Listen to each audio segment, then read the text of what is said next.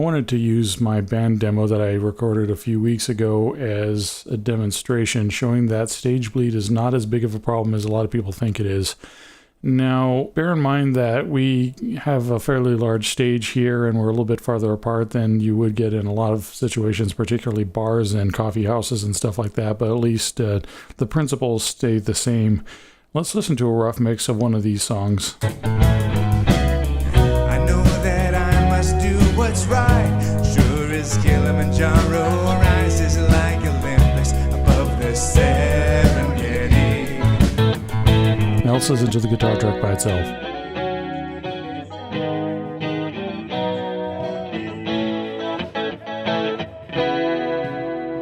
Okay, the guitar cabinet is about 2 meters away from the drums. I'm using an omnidirectional mic.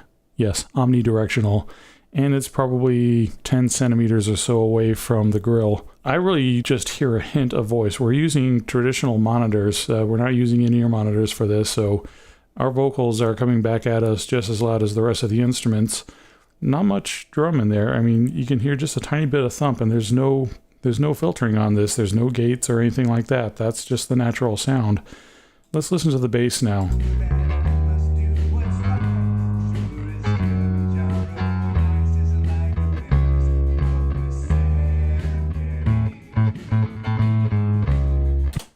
All right.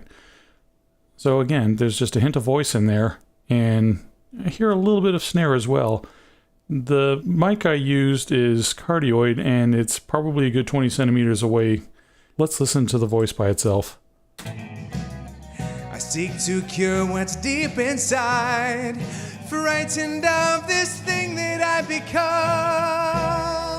All right, now we are using RE320s from Electro Voice, and I also have spacers on them, so they're actually about 6 to 7 centimeters away from the actual capsule of the microphone.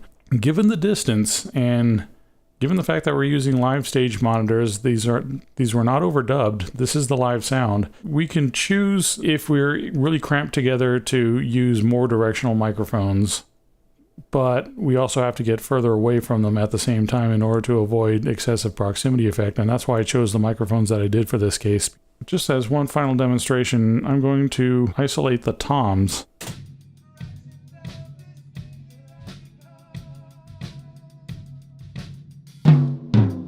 Now let's listen to the whole thing in context again. Frightened of this thing that I